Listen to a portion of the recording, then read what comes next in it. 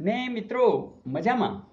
મિત્રો આપણે JCSL 2016ની પરીક્ષાની અંદર પરીક્ષામાં જે મેથ્સના સમ પૂછાયેલા એમાં આપણે નજર કર્યા છીએ. એમાં સિનિયર આસિસ્ટન્ટ, ડેપો મેનેજર, આ બધાની અંદર મેથ્સ અને રિઝનિંગ ઘણું બધું પૂછાયેલું, અને એમાં જે વિવિધતા છે એમાં આપણે નજર કરી રહ્યા છીએ. જેમ કે ₹40માં એક પેન વેચવાથી 20% નુકસાન થાય છે, તો 15% નફો મેળવવા તે પેન કેટલામાં વેચવી પડે?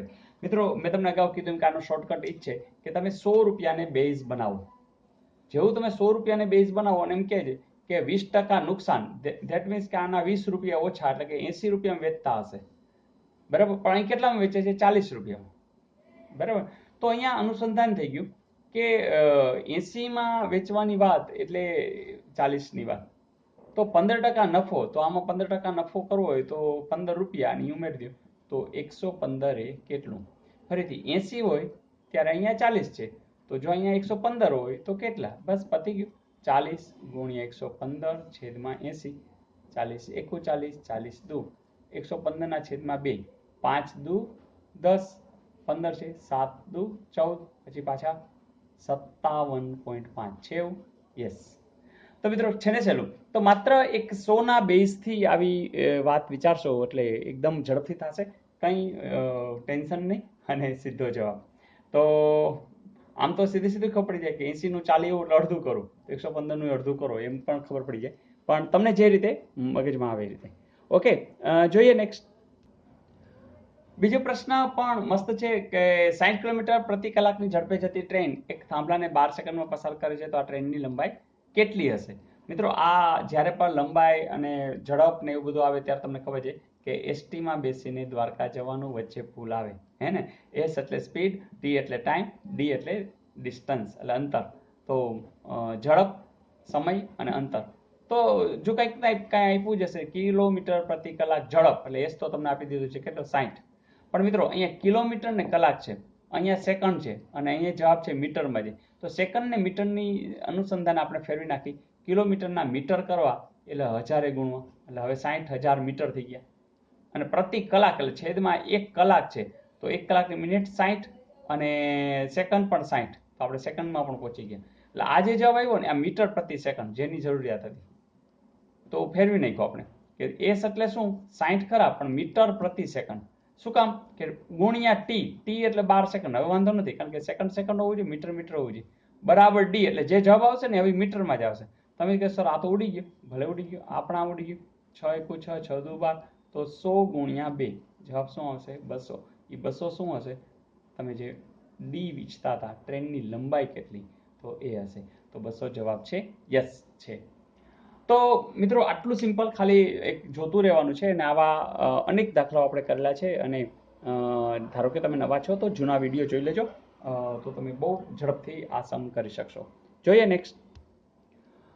મિત્રો આ સમમાં પણ મજા એવી વાત છે કે એક વ્યક્તિની વાર્ષિક આવક ₹65,000 છે અને પ્રથમ 9 માસની આવક ₹47,000 છે, તો તે વ્યક્તિની છેલ્લા 3 માસની સરેરાશ માસિક આવક કેટલી થાય? મિત્રો આપણે ખબર છે વાર્ષિક આવક 65,000, મતલબ કે 12 મહિનાની વાત હશે તો 65,000 છે, અને 9 માસ એની કેટલી છે? તો કે 47,000 છે. તો તમે જ કહો આની બાદબાકી કરી નાખી તો 7 ને 8 15, 5 ને 1 6, તો ₹18,000 છે. 12 માંથી 9 જાય એટલે કે 3 મહિનાની આવક છે. તો સરેરાશ જોતી હોય તો 18,000 ને આપણે કેટલા વડે ભાગી નાખશું? 3 વડે જ ભાગી નાખશું, તો 1 મહિનાનું મળી જાય. તો 3 એકુ 3, 6 તેરી એટલે ₹6,000.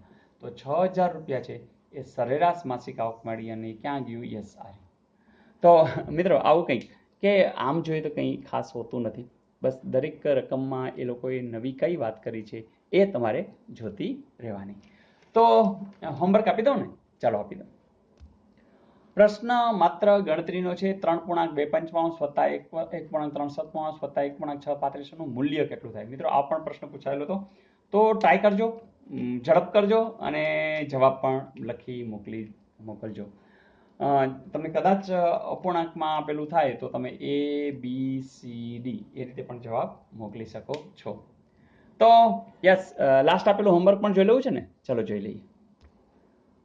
મિત્રો પ્રશ્ન આવો હતો કે કઈ રકમ પર 1 વર્ષના 4% સાદા વ્યાજે ₹300 વ્યાજ મેળવી શકાય? સાવ સહેલું, તમને ખબર છે આઈ બરાબર PRN છેદમાં 100, સાદા વ્યાજની વાત હોય ત્યારે આ જ મૂકવાનું છે. હવે 300 રૂપિયા વ્યાજ આપેલું છે, એટલે કે આઈ એટલે ઇન્ટરેસ્ટ આપ્યો છે 300, પી એ તો શોધવાનો છે, બરાબર ને, કઈ રકમ પણ, મતલબ પી ની ખબર નથી, આર તમને આપ્યા છે 4%, બરાબર, રેટ ઓફ ઇન્ટરેસ્ટ, અને એન એટલે વર્ષ, તો 1, બરાબર, તો કામ પતી ગયું. આ 100 છે આ બાજુ જશે, તો 300 ગુણ્યા 100, બરાબર, અને આ 4 છે આ બાજુ છેદમાં જશે, એટલે 4 બરાબર શું આવશે, પી ગુણ્યા 1 એટલે પી, તો 100 અહીંયા આવી ગયા, 4 અહીં છેદમાં ગયા, એટલે પી એમને રહી. તો બસ જે જવાબ આવી, તો તમે કહેશો સર અહીંયા ઉડે છે 25 ચોખ્ખું, તો 25 તેરી, તો 7500 એવો જવાબ છે. તમે કહેશો હા સર આવી. તો 7500 છે એ તમારો જવાબ આવશે, અને એ જવાબ ઘણા બધાનો સાચો છે. તો મિત્રો મજા આવી, રોજ નવું નવું શીખતા જ રહેશું, અને આજુબાજુ પણ શીખવતા જ રહેશું. Wish you all the best. આવજો.